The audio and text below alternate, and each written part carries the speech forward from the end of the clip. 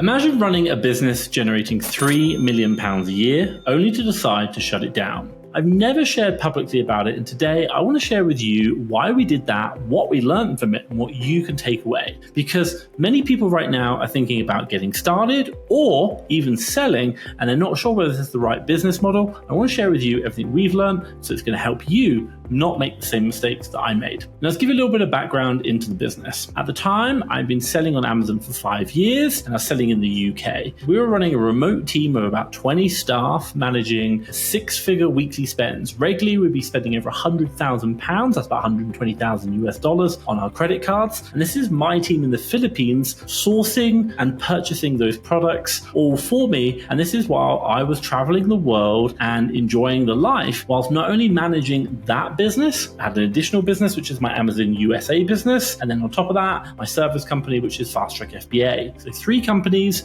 and in just the UK company, we had 20 staff. The whole business was automated. I didn't have to do anything. And like I said before, we were generating £3 million in sales at our peak. Sounds like the dream, right? But what I will say is beneath the surface of all this apparent success, one unexpected event forced me to question everything. This is quite simply losing one of my key members of staff. Now, in all of my businesses, we have staff working in the businesses, but I always have one person accountable at the very top, managing the rest of the team. And it was that one member of staff who decided to leave the whole Amazon game to get out after about 4.5 years of working with me. They wanted to go into something else, and that would mean that I would have to step back into the business, basically made me question everything that I was doing and where the business was going. The lesson I'm going to share with you right now is if your business depends on you getting involved in the business when you've got other things going on, this could mean that your business is unsustainable. So for example, you need to have backup plans, you need to be ready, staff failing or leaving or quitting or even getting fired in order for your business to be sustainable. The real problem that we actually saw coming at the same time was financial strain. If you think about the Amazon business, every year we make 3 million in sales, for example, and we're selling lots of stock and then the profit we generate. Over the course of the last 5 years, we had seen our net margin, so this is the money we get to take home from that revenue, go from 10% down to 7%, down to 5%, down to 3%. And when we ended up this year that I ended to close, we basically ended up on 0. That was where we ended up to. At the time, we had access to substantial lending. And to put it in perspective, we had around about 350,000 from Amazon lending. On top of that, I had also from Amex Platinum, 250,000 in available credit. And then also Amex Gold at 125,000. And we also have further lending of 100,000 that we could use. Now, this funding was crucial for our business because it was super important to allow us to buy and resell. And obviously we were making more money on the reselling. Now, you might be asking, Tom, where is your money? Well, what was interesting is that I'd started the US business and I took basically all of the money out of the UK business to move to the US business. And obviously we're expecting the margin to drop, but I'll share with you later on in the video, another thing that we saw, which happens to all Amazon businesses, affected that margin so much more, it basically caused the business to become untenable. But the one thing for you to understand right now is that my margin was declining from 10 to 7 to 5 to 3 to basically 0, which is when we made the decision to get out. And because of this margin decline, it made lending a lot harder. And also on top of that, we had so much lending already and we're paying interest on that. Just the Amazon lending alone was costing us about £50,000 in interest per year. And I think if anyone thinking about an Amazon business right now, understand this takes a lot of capital to go. Now, the one thing I will say is as the margin started to decline, we thought we could pull through. We could readjust the business and start changing what's going on. But we soon realized that this was not an option for us. But before I jump into that, let me just share with you, if your business is reliant on borrowed money, shrinking margins can turn what is a profitable business into a financial ticking time bomb. Just be aware of that. Lending sounds great when the times are good, but when those times change, it changes dramatically. The lending was a problem for us, but it wasn't the only issue.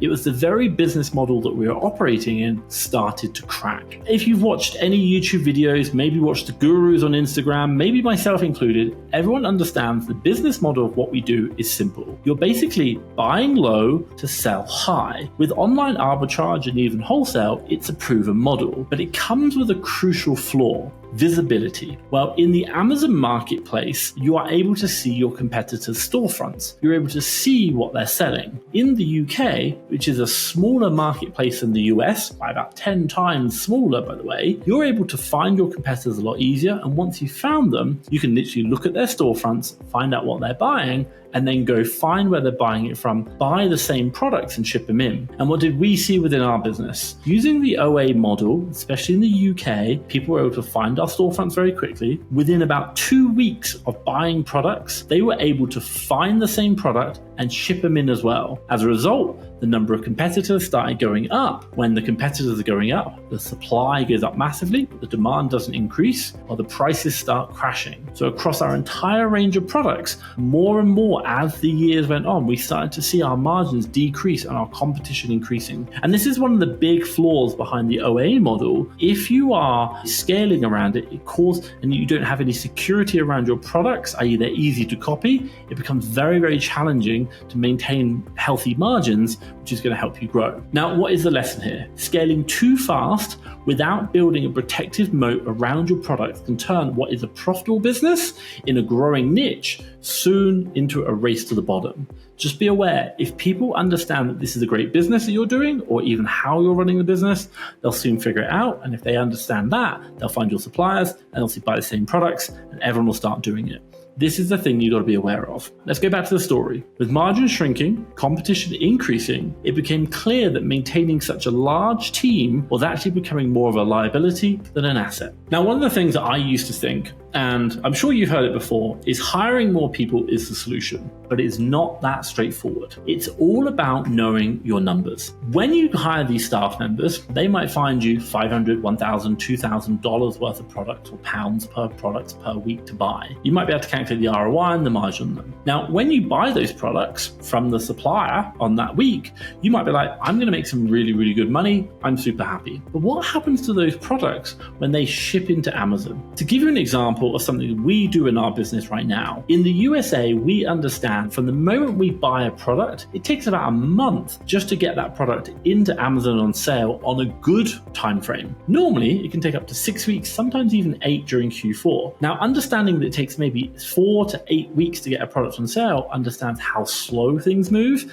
how much capital we need, and how efficient we have to be or effective we have to be in maintaining that margin later on. Any more delays can crush your cash flow. It can also crush your margin if prices are crashing and you're not getting that stock in quick. So it's not just about buying stock. It's about tracking the entire life cycle from sourcing through to sale and even returns thereafter, making sure that you are fully on your business and knowing your numbers. The key metrics we think about within our business, and I think is really important for you to understand, is, and we do this all the time, especially with VAs, what's our estimated gross profit on the products we're selling when we buy them, and what's our actual gross profit on the products we're selling when we sell them. And we do this for every single VA, because I want to know that my VAs are not just think they're making money, they are actually making me cash profits. Also as well, we look at spend per week across the entire business. We look at ROI, gross margins, profit per VA I mentioned before. We also look at how much stock we're holding, how long we're holding it for, and how long it takes to ship in,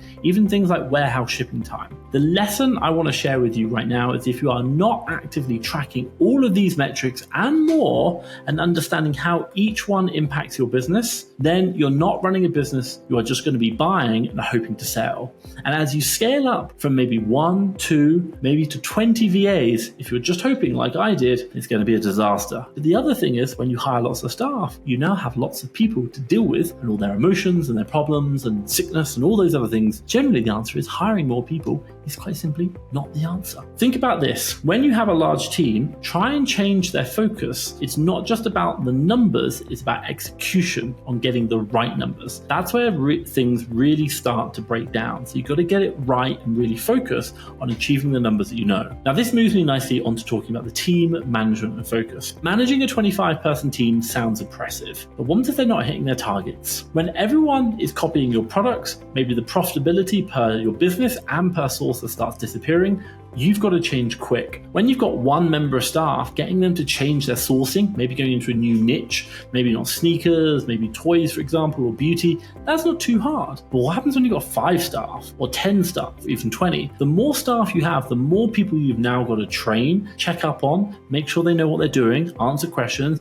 and ensure they've got it, help them along the journey. It's just so much more work with more people. This is why using more staff can actually be a liability, not a blessing for your business. So instead of building a business with a large team, you want a small team of high-performing people, especially with the rise of AI and automation and leverage. Fewer people right now is better than doing a large team. For example, in my Amazon business, we did £3 million, which is about 4 million US, and that had a team of about 20. Right now in my Amazon business, we run a team of 4, and we'll hit about 2 million this year in sales. So if you scale up the numbers, we should have 8 for the same number of revenue that we did in the UK business, which is completely different. And so again, small team, high performing makes a big, big difference. And by the way, our margins are way better. Now the lesson here is a bigger team doesn't always mean better results, especially when your focus is split across multiple businesses. Now the big high level caveat for you to understand right now is I had a business doing 3 million a year. We had year on year decline in gross margins and net margins. We had increasing costs. We had a high staff, which was causing a lot of day-to-day operational questions. And the person running the whole operation was leaving. And for me, I had the decision, do I go back into that business, step away from the other businesses, go back into that one, try and change all these staff, get that margin back up where it needs to be. And maybe I can go from 0 to 3, maybe back up to 5. Or do I decide to shut it down and focus on another one? And there's one lesson that I learned over this journey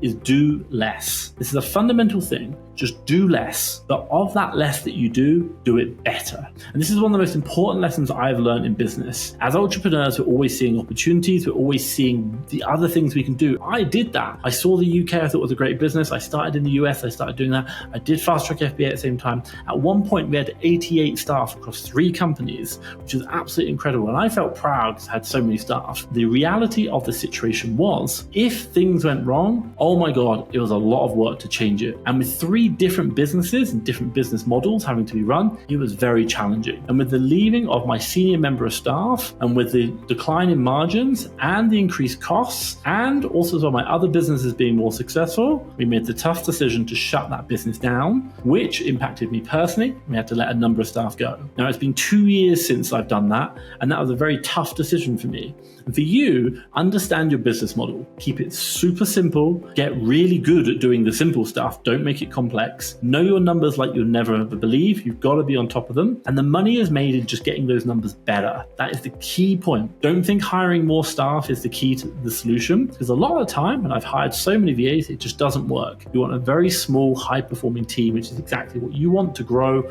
and then learn from other people, which is going to help you to achieve what you can do and do it better, more efficiently.